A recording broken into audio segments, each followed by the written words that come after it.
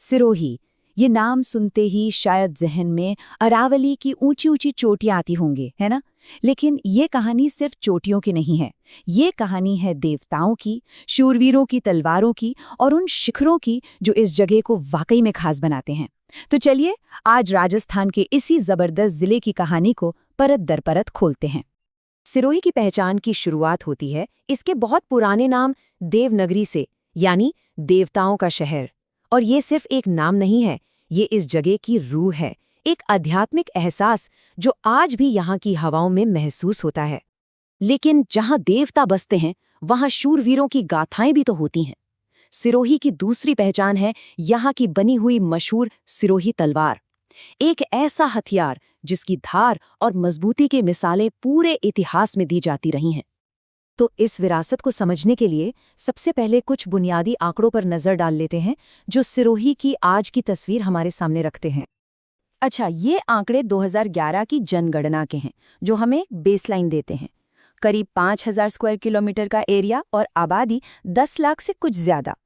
एक बात जो यहाँ ध्यान देने वाली है वो है साक्षरता दर, जो उस समय 56% के आसपास थी। तो ये नंबर्स हमें वो कैनवास देते हैं जिस पर सिरोही की बाकी कहानी बुनी हुई है। पर सिरोही की असली कहानी इन आंकड़ों में नहीं, बल्कि इसकी मिट्टी और इसके पहाड़ों में छिपी है। यहाँ का भूगोल ही सब कुछ तय करता है कि यहाँ जीवन कैसा होगा। सिरोही की आप कह सकते हैं एक डबल पर्सनालिटी है।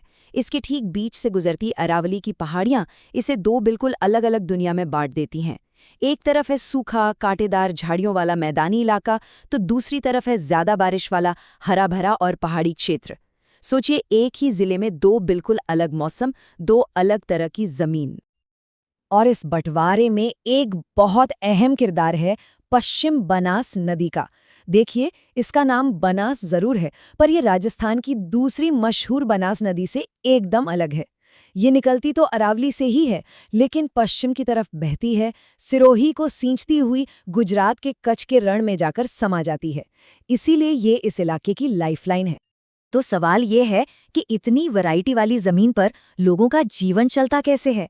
यहाँ की अर्थव्यवस्था भी उतनी ही दिलचस्प है, जिसमें परंपरा और मॉडर्न इंडस्ट्री साथ साथ चलते हैं। यहाँ की इकोनॉमी की कहानी शुरू होती है पशुपालन की गहरी जड़ों से, और इसकी सबसे बड़ी पहचान है सिरोही नस्ल की बकरी।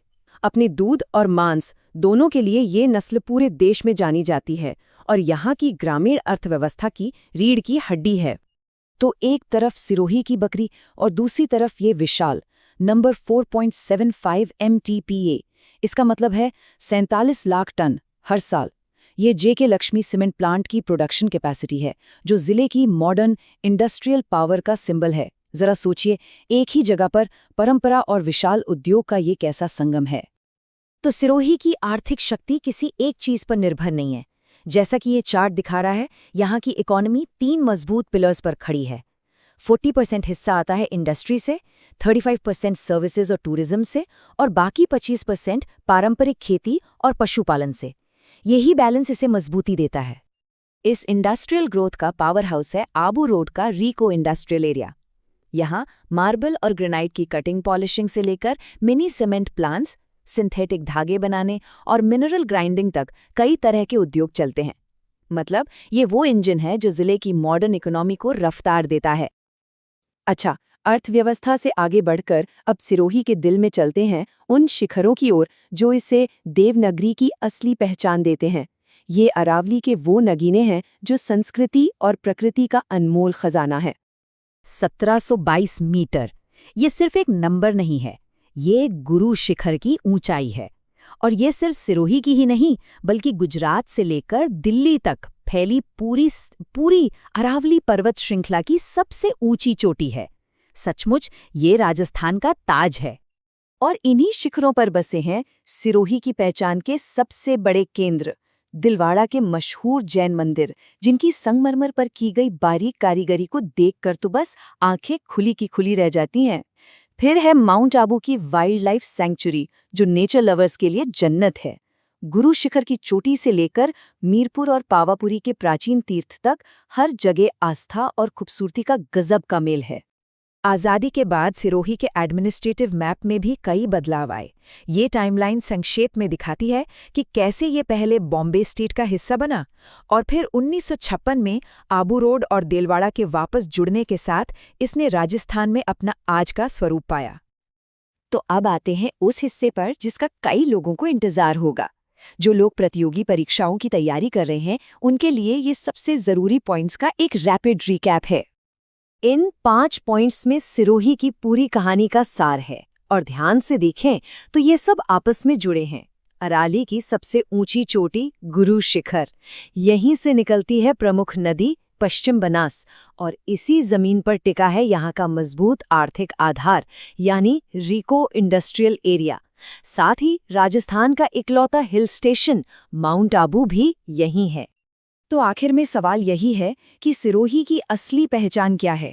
क्या ये गुरु शिखर और दिलवाड़ा का भूगोल है, या फिर पश्चिम बनास नदी का अनोखा बहाव, या फिर वो इंडस्ट्री और परंपरा के बीच का बैलेंस? शायद इसकी असली पहचान इसी सवाल में ही छिपी है कि एक ही जगह पर इतनी सारी अलग-अलग पहचानें एक साथ कैसे मौजूद हैं। यह सोचने के लिए एक दिलचस्प सवाल है ना? अगर आपको ये वीडियो पसंद आया हो तो कमेंट करके ज़रूर बताएं, और अगला टॉपिक क्या होना चाहिए वो भी हमें ज़रूर बताएं।